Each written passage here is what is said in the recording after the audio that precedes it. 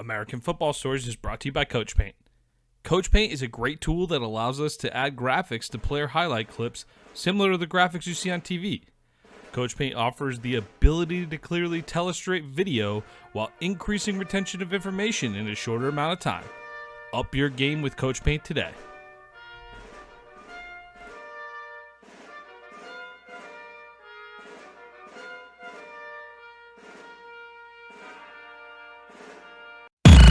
What time is it? Game time! It's gonna be special. They're gonna talk about this forever. Welcome to American Football Stories. Puts his head down, crashes and spins, and dives. Touchdown! Bringing together the many perspectives that make up college football in the NFL. Football is one of the greatest sports ever invented. From players and coaches. Believe, baby, believe, baby. Hey, we playing to win right here, fellas.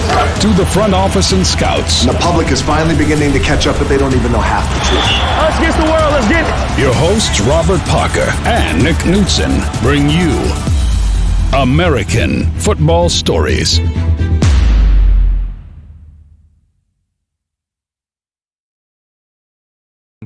Action. Welcome to the American Football Stories podcast brought to you by Coach Paint. Today is December 13th, 2020. I'm your host, Nick Knudsen, joined by my co-host, Robert Parker, and we'll break down the Week 14 NFL action this past weekend.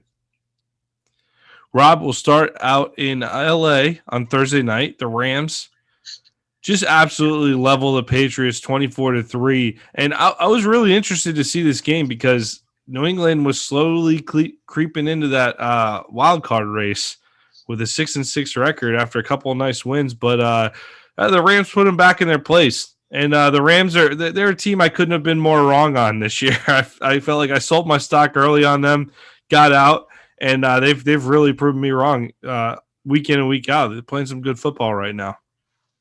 Yeah, I tell you what, all that stock you sold on the Rams early in the year. You bought it. I definitely brought it, and they're rolling. That stock is rolling right now, and just like you said, another win against a pretty good team that was having a decent stretch. With the New England Patriots.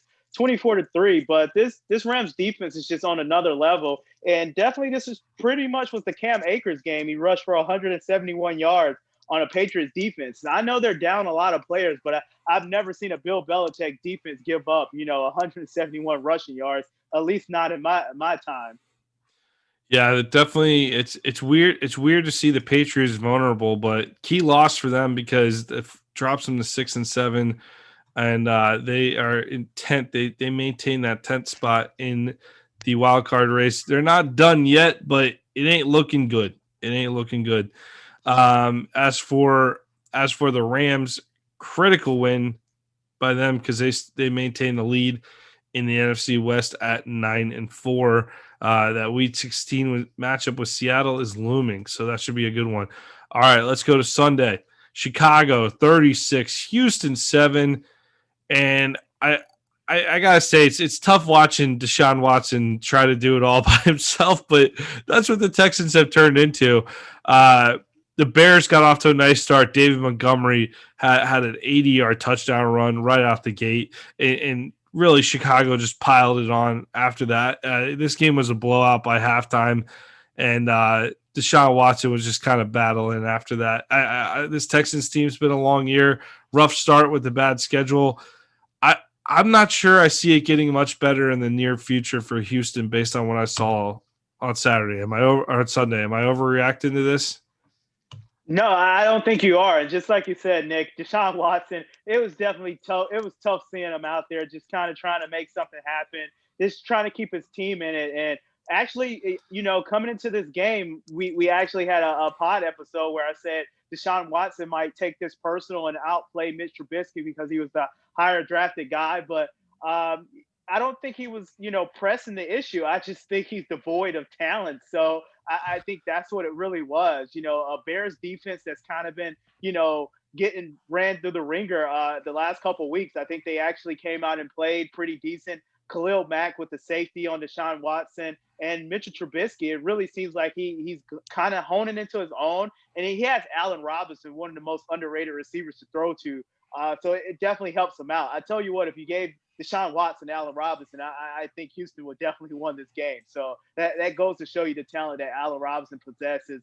And, especially with Mitch Trubisky kind of throwing for 3 touchdowns. So I think this was a game that, Chicago, if they lost this game, it would have showed you that Chicago is definitely, one of the bottom teams down there along with the Houston Texans. But Mitch Trubisky actually played well, and they kind of came out with the win. So tip your hats off to a Bears team for playing very well with Mitch Trubisky at quarterback.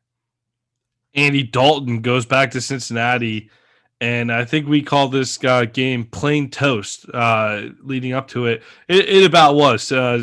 Dallas ends up winning 30-7, but Dalton ends up playing halfway decent, 185 yards passing, 2 touchdowns. Amari Cooper, 4 receptions for 51 yards and a touchdown. But really, the story was the Dallas defense played very well in this game and just kept Cincinnati from doing about anything all day long here. Yeah, just like you said, this game was plain toast. And I think the highlight of it was, having Andy Dalton come back. But, he wasn't facing Joe Burrow. So it really wasn't a lot of, a spectacle surrounding this game. But, Dallas came in and got a win that they desperately needed. And they're kind of still in the thick of things in that division. So a great win for the Cowboys. Weird to think about. The thing about the Cowboys, though, is we don't see them follow up a good performance. So we can count on them disappointing next week. Kansas City goes to Miami, survives 33-27. Miami scored late to cover 17 fourth quarter points out of the Dolphins. The Chiefs did have this game well in hand in the second half. At one point, it was 30-10. Tua played okay. I didn't think he didn't blow me away necessarily, but 28 of 48, 316, 2 TDs passing, definitely used his legs when he needed to. Pat Mahomes, though, 3 interceptions. That Dolphins defense definitely made him work on the day. A little sloppy out of the Chiefs, and we kind of see this. Everyone's throwing their best shot at the Chiefs. The Chiefs are getting later in the season. Another 1-score win. What are we up to? 1, 2, 3, 4, 5 straight 1-score victories for the Chiefs, which to me, you may sit there and look at that as a weakness. Like, that shows how good you are if you can keep winning even with 1-score games. But you like to see that trend really come to an end, especially they play the Saints this week. So we'll give them a tough game with the Saints here.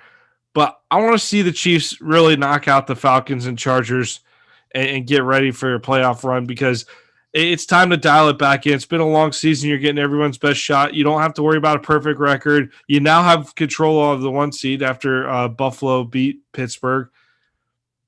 I think the Chiefs are looking very good for another run to the Super Bowl here, Rob. But good performance by Miami too. Yeah, a great performance from Miami. And with Brian Flores and that defense, great performance. You got 3 interceptions out of Pat Mahomes, and you still lose the game.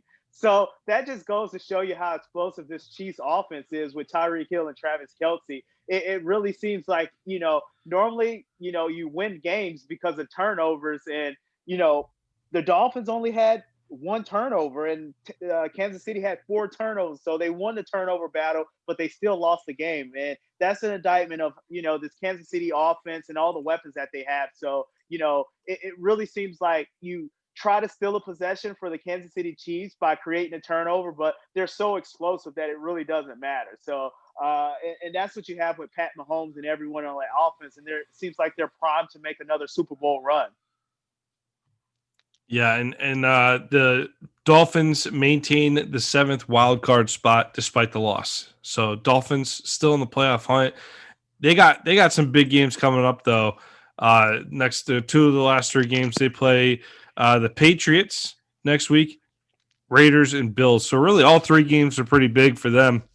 But that Raiders game in particular is looking really, really big in 2 weeks here. But man, if Vegas can't get out of their own way, it might not matter as much. But Cardinals go into New York, beat the Giants 26-7. Arizona puts up almost 400 yards of offense, holds New York to 159 total yards of offense. Didn't look like Daniel Jones was ready to go in this one. It looked like he's still hampered. He's someone who relies on that mobility. Giants turn the ball over. They lose the turnover margin 3-0. And Arizona goes in and takes care of business. We said this was a must win for the Cardinals. Not surprised to see they didn't treat it lightly. And the Cardinals are still alive for a playoff spot in the NFC. You're looking at, especially yesterday, after Minnesota loses, Cardinals sneak back into the 7 spot right now. So good win for Arizona. Big win there. And they got to finish up here with the Eagles, the Niners, and the Rams. So you're looking at Arizona. You're probably going to have to win out if you're going to make the playoffs. Eagles and Niners, I like your odds. Tough game with the Rams to finish it. But what do you think? How do you like those odds of Arizona making the playoffs, Rob? I like them pretty good. But before I dive in regards to, the Arizona Giants game, I like to give, one of my Jersey guys some love, Hassan Reddick, for setting the franchise record with 5 sacks. And just like you said, it really didn't seem like Daniel Jones was ready to go. And without the mobility of Daniel Jones, I think that, Giants offense is just completely different. And you saw that, it just seems like he was more of a pocket passer. He really didn't. It seemed like he didn't really try to scramble. And I think that's the thing that kind of hinted at me that, he wasn't 100% healthy because, we've seen Daniel Jones, if his reads are not there, he's quick to kind of tuck it and run. We didn't see that so much this weekend. So I think, Hassan Reddick putting the pressure and that Arizona defense on the back end with Budda Baker and Patrick Peterson kind of laid out the game plan. But without Daniel Jones having the element of the running game to his advantage, this Giants offense could do nothing. So I really like the Giants. I like the Giants moving forward if Daniel Jones was to come back healthy. But right now, I really don't like the odds of the Giants. So I think I'm gonna give the edge to Washington to win that division moving forward. But I think this was a great win for Arizona, and I think they're right there in the thick of things because they just jumped the Minnesota Vikings, who lost to Tampa Bay, which that's another game that we're going to dive in later on in the segment. So I think it was a great win for Arizona. But, if Daniel Jones is not 100% healthy, I don't think you put your franchise quarterback, or if you think he's your franchise quarterback, out there to kind of risk, getting hurt again or more injuries. So I think they just have to roll with Colt McCoy moving forward for the rest of the year. Yeah, tough break for the Giants. They fall to 5-8. They're a game behind Washington in the standings, and they'll have to make that up over the last 3 games here. Minnesota goes down to Tampa Bay, falls 26-14. Slow start to this game, but the Bucks end up scoring halfway through the second quarter and missed an extra point, I believe. There, and they're down 7. No, the Vikings. Dan Bailey, rough day for Dan Bailey. We'll get to that in a second. Sorry, I read the score backwards there.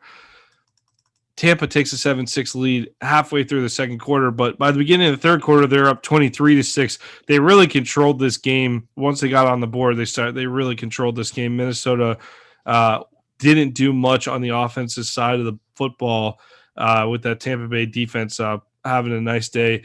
Dan Bailey, though, I know you're a Vikings guy. I'll let you go on your Dan Bailey rant, Rob. Yeah, I think you kind of have to release Dan Bailey like today.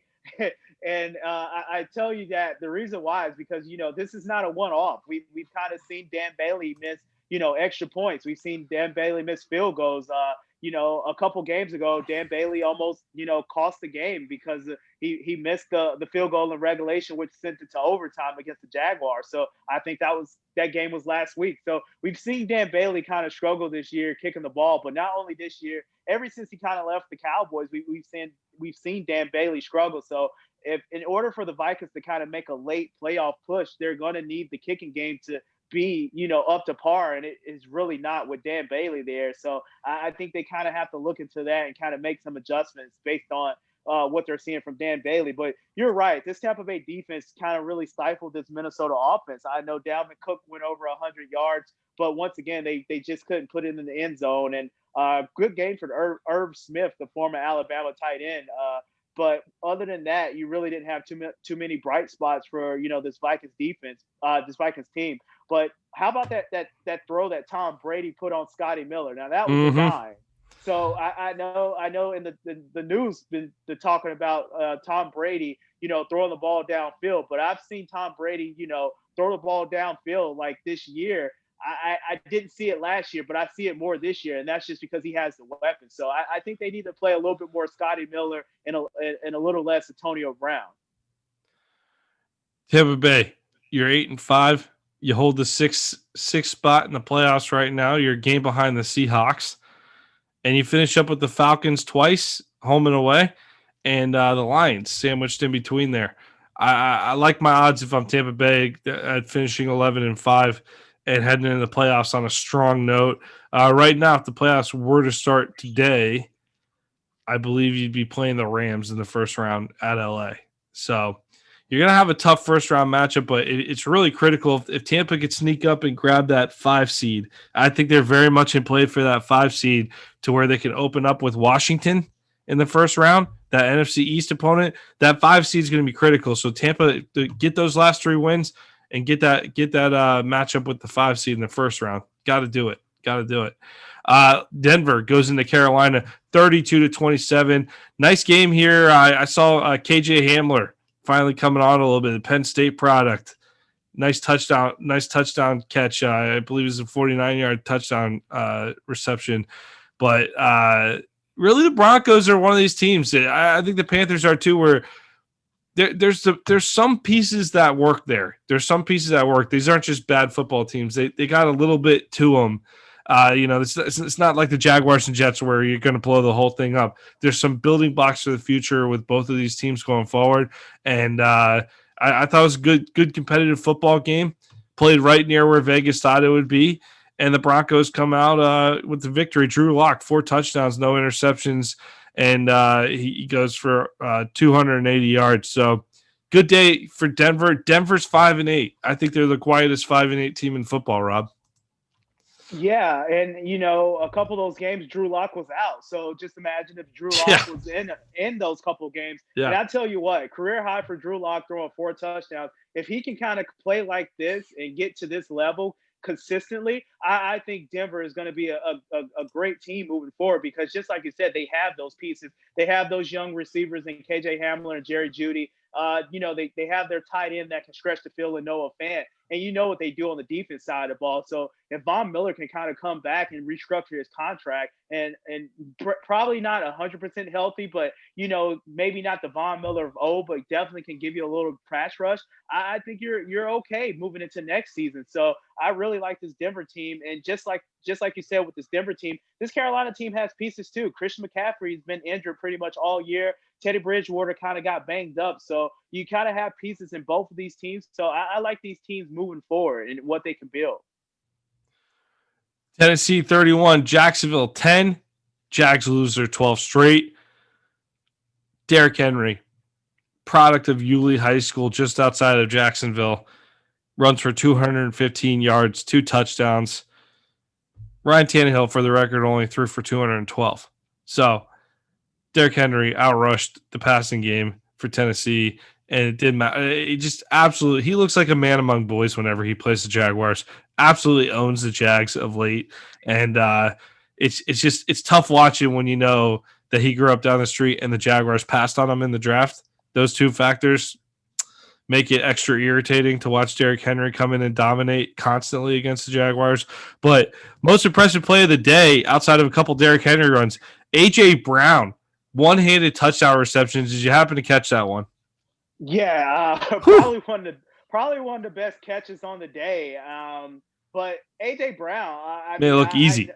He just makes it look easy. He's a strong physical guy that kind of, can run any particular route on the route tree. Yeah. And he's really coming to his own. So I think Ryan Tannehill definitely has a great weapon on the outside, and A.J. Brown that go to play complementary football with Derrick Henry in the backfield. So this Tennessee Titans definitely is going to be a tough out in the playoffs. I'll tell you that. Yeah, if they play like that, of course, the Jags will make a lot of people look good. Gardner Minshew got some playing time yesterday, and I think most Jags fans at this point, no disrespect to Minshew, want to see Minshew play, but not this year. Just call it. I'm afraid that Minshew could accidentally win them a game. So let's get that draft pick. We've suffered through this season already. Let's just get the draft pick at this point.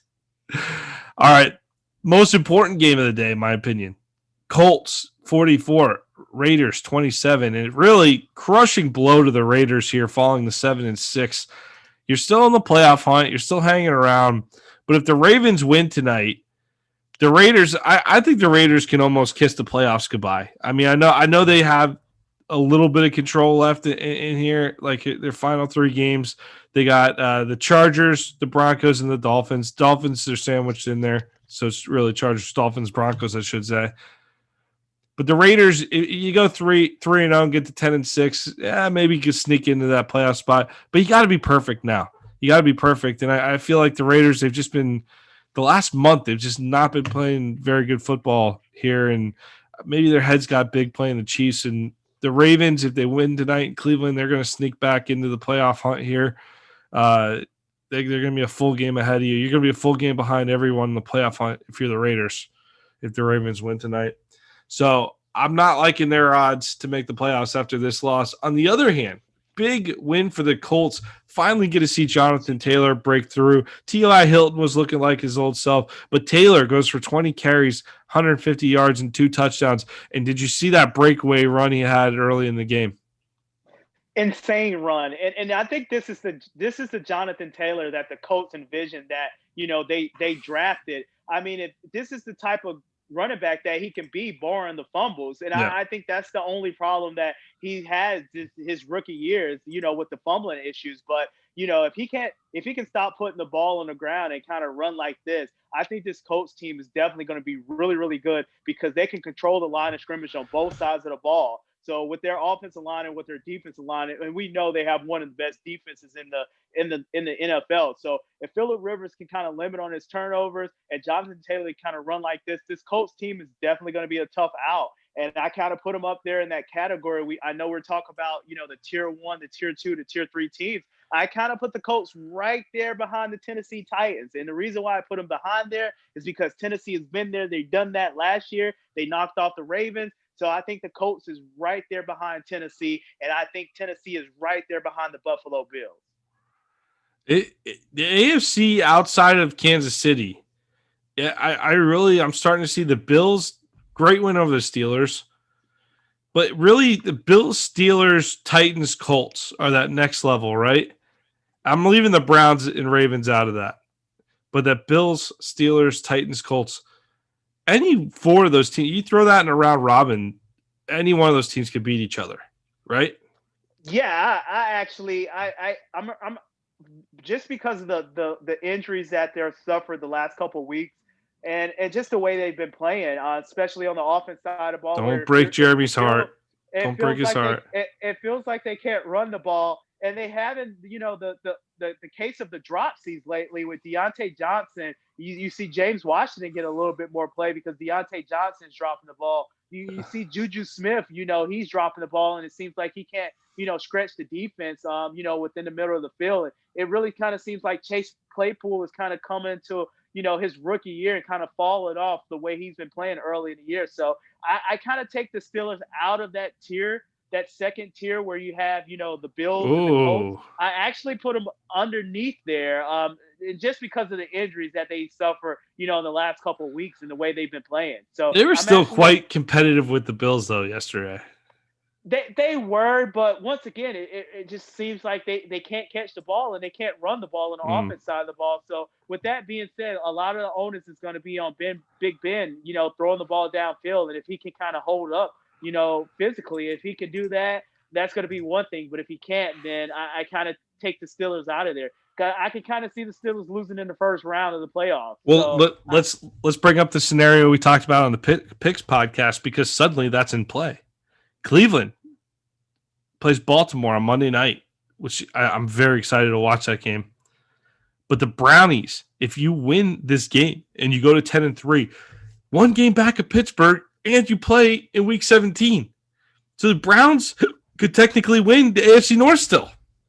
Yeah, the Browns control their destiny, but I tell you what, that means it's a must-win going against the Ravens on Monday Night Football. And if they can get that win, it's a must-win game. And if they can get that win, then they're right there in the thick of things to win that division. That would be something else. Cleveland gets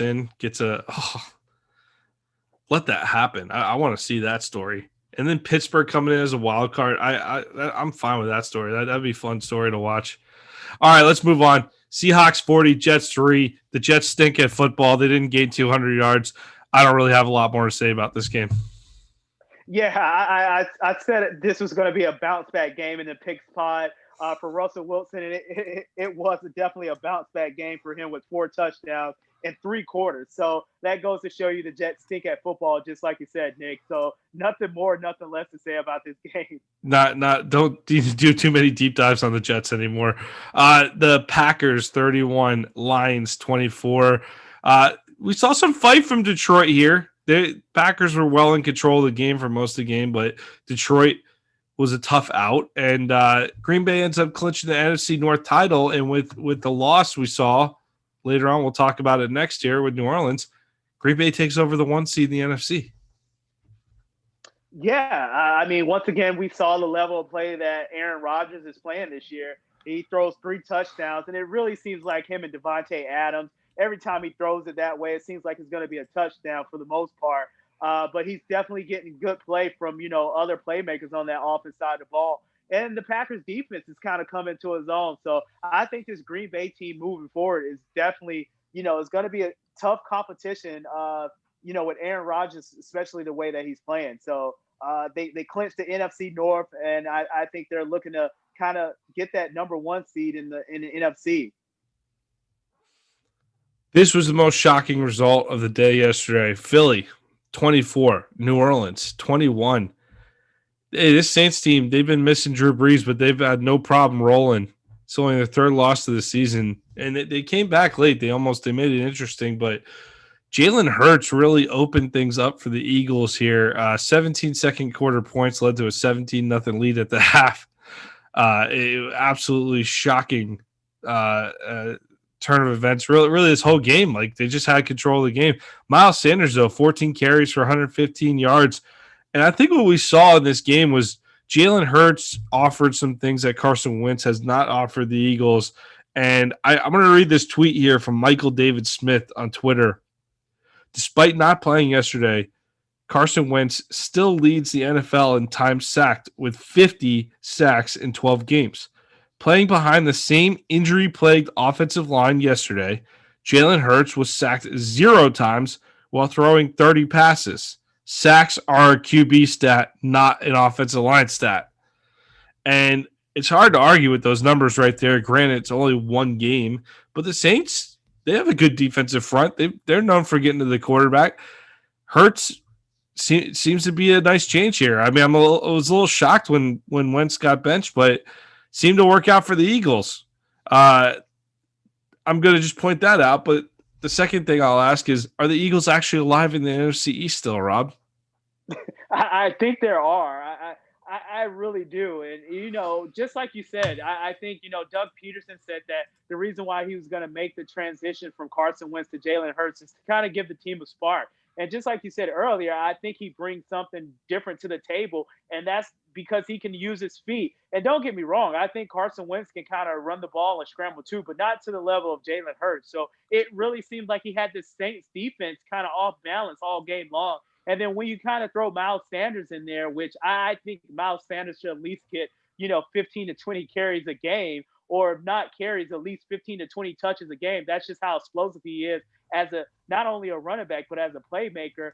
And then you kind of sprinkle the RPO in there with Jalen Hurts and his maturity level and his poise in the pocket. It really seemed like, the moment wasn't too big for him, and he actually went out there and made the necessary throws that he needed to make, especially on that back shoulder throw to Alshon Jeffries for the touchdown. That was pretty sick.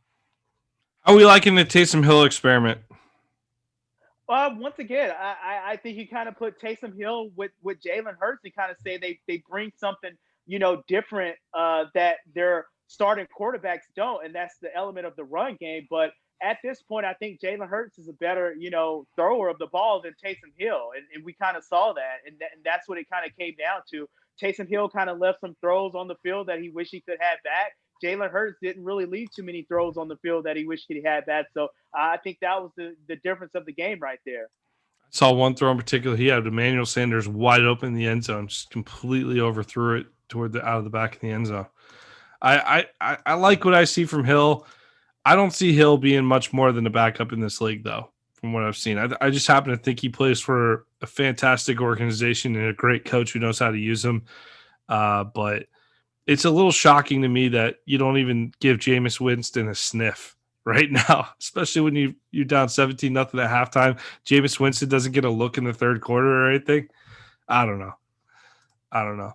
Did you see? Would you have put Winston in yesterday?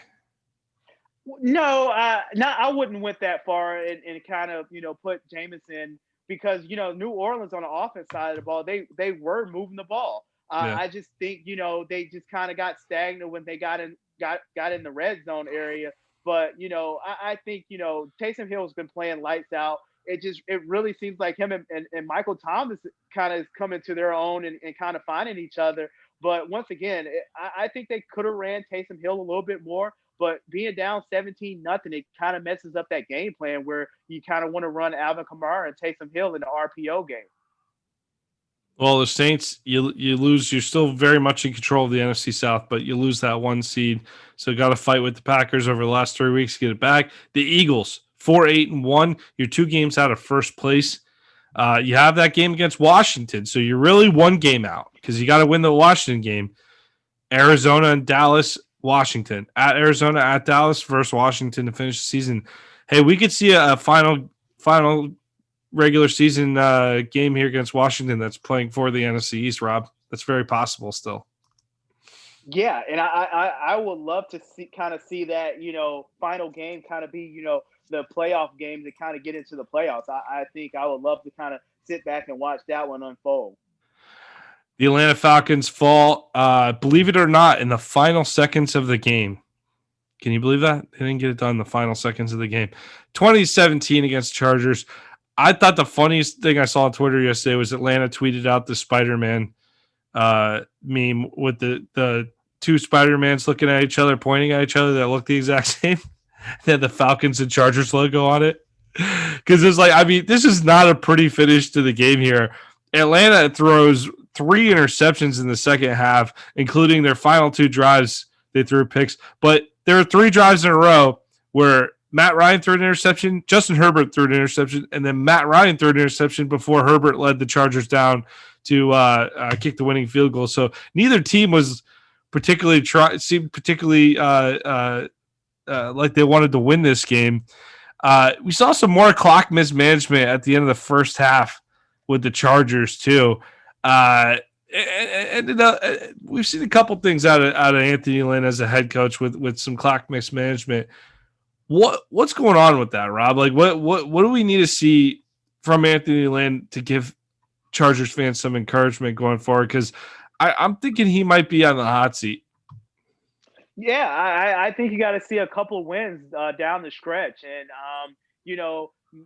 maybe not necessarily blowout wins, but I think you just need to see good football on both sides of the ball and special teams. And even if you lose, you just kind of want to see good football, good clock management. So I think that's what he has to show in this last stretch of games going down to the wire for the season. And if it it holds well for him, I think they stick with him. But if not, I think you're right. He's going to be on the hot seat. But ultimately, I think you throw a rookie quarterback in there where you didn't want to play him, in the beginning of the year. Right. You having injuries on the defense side of the ball. It really seems like Eckler.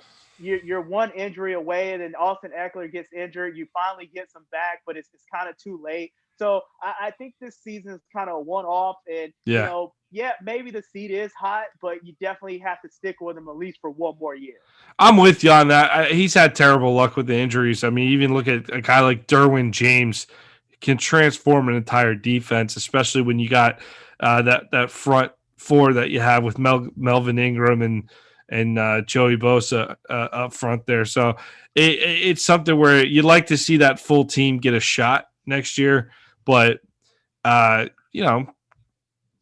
spend a year breaking in your rookie quarterback, but it just some of those decisions with the clock management stuff that keeps being a trend that's a little concerning with them. So that could get you in trouble quicker than you'd like. Let's go out to the desert, Arizona, where the San Francisco 49ers are playing their home game because Santa Clara County told them to take a hike. Washington, wins 23-15. And really, Washington was in control of this game. San Francisco made it interesting late, but Alex Smith leaves the game with a leg injury, and Dwayne Haskins. We get to see Dwayne Haskins play football again. Steps in, fills in, does a nice job. Nothing spectacular, but keeps Washington rolling on. And the Washington football team is sole possession of first place in the NFC East right now, looking to finish strong here. If you're Washington down the stretch here, you got Seattle, Carolina, and Philly to finish out the season on the road at Philly. So, that Seattle game is probably going to be tough. Might be a loss right there. So you're looking at falling to 6-8. Panthers, you got to get that win. You're looking at 7-8, and that means the Eagles game could absolutely be for the NFC East. So if you could beat the Seahawks next week, that'd be huge for Washington, but I'm not sure I see that happening, Rob. Yeah, I don't see it happening. If it does, it's definitely going to be because of the defense. Alex Smith kind of went down and got injured in this game, and I know we see Dwayne Haskins kind of reinserted in the lineup, but which quarterback is going to play next week? Is it going to be Dwayne Haskins or is it going to be Alex Smith? I think, Alex Smith at the quarterback position was Washington's best chance to kind of win the division. But now, with the severity, don't know the severity of his injury, but if he's out at least 2 games, I just don't see Washington kind of, winning this division. And then it goes back to, the Eagles and the Cowboys, and the Giants is right there in the thick of things. So I think this division is kind of, it's a toss up, going down to the stretch, especially with Alex Smith kind of getting hurt and getting injured. San Francisco falls to 5-8. That buries the 49ers officially with the NFC West and the state it is. So good season by San Francisco, considering all the injuries. They were always a team that fought, but I think we can officially scratch them from any type of miracle finish for the playoffs here. Let's go out to Buffalo. The Bills 26, Steelers 15. Just a solid win by Buffalo here. Very important to build some confidence going into the playoffs. You're at 10-3. You now have a 2-game lead in the AFC East. So put it away, Buffalo. You're finally going to get a division title. You get a home playoff game, though. I don't think anyone's going to be there watching you. But it's the Bills and Steelers, they match up well. This was a fun game to watch. I think overall both teams were a little sloppy, but you get 10 receptions from Stephon Diggs for 130 yards and a touchdown. That's why you brought him to Buffalo, be that difference maker, and he's coming through for the Bills, Rob. Yeah, he really is. And I really didn't like this match, when Vikings traded Stephon Diggs to Buffalo, because I just didn't think, Josh Allen would, progress as a thrower of the ball that quick. But It really seems like him and Stephon Diggs is on the same page. And not only Stephon Diggs, you have Cole Beasley, who's working the slot and actually taking a lot of pressure off Stephon Diggs. So if they could get this running game going, which I've been preaching all year long, I think this Buffalo team is definitely going to be a tough out. And they had a great win against the Steelers. And, this was a win that they should have got. Especially with the Steelers kind of losing the pieces that they lost on the defense side of the ball the last couple of weeks. So I think it's going to be tough sledding for this Pittsburgh team moving forward, just because you have Bud Dupree, he's out for the season. You kind of have Devin Bush, who's out for the season, and then Joe Hayden. He's having his concussion issues right now. So you're playing the draftees that you didn't think that you was going to play, like Alex Highsmith, who's been filling in and doing a decent job. But at the end of the day, he's no Bud Dupree and no Devin Bush at the stage of his career early on. So I think the Steelers team is trending down, and this Buffalo's team is trending up. So I like this Buffalo team moving forward. Give me your thoughts on Monday Night Football matchup with Cleveland and Baltimore. Just like we talked about it earlier, I think Cleveland controls their own destiny. If they kind of win out, they win that division. It's a must win for them. And, Baltimore had a great win against the Cowboys, but once again, it is the Cowboys. And Lamar Jackson didn't look so good in that one, especially, from throwing the ball. So I tell you what, this is going to be a tough battle on Monday Night Football. And, the better team is going to get the victory. And I kind of give the edge to, Cleveland because I think they're actually playing to win the division. Yeah, if you beat the Ravens, you can win that division. It's there for you, Cleveland. That being said, that probably means they're going to colossally choke tonight. That could definitely happen. I mean, once again, I know you brought a lot of stock in this Cleveland team, but I'm not quite there with you. I'm still on the bandwagon, but these are I the games. as a wild card team, I've always specified that. Not as a Super Bowl contender, not as a division winner. As a wild card, they're going to make the playoffs. That's all my stock has been. Well, once again, they're right there in the thick of things to win that division. So if they win out and they beat Crazy. Pittsburgh in that last game, they can win the division. So I think you had good stock in the Cleveland Browns, but I'm still not sold yet. But these are the games that you need to win if you're a Cleveland Browns fan or if you're a part of that organization. These are the games that you need to win because you almost gave that game away last week against the Tennessee Titans, letting them come back and kind of get in that game. Very true. Very true. All right. We're going to wrap up this edition of American Football Stories. But first, a word from our sponsor, Coach Bank. Cut. All right. American Football Stories is brought to you by Coach Paint. Coach Paint is a great tool that allows us to add graphics to player highlight clips similar to the graphics you see on TV. Coach Paint offers the ability to clearly telestrate video while increasing retention of information in a shorter amount of time. Up your game with Coach Paint today.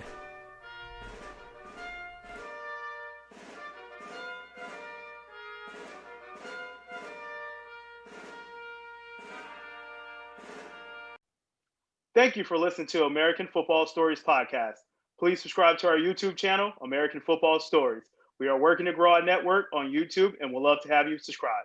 You can find us also on Apple Podcasts, on Twitter, at American FB Story, and on our website, AmericanFootballStories.com. I am Robert Parker. My co-host is Nick Knudsen. This has been another episode of American Football Stories.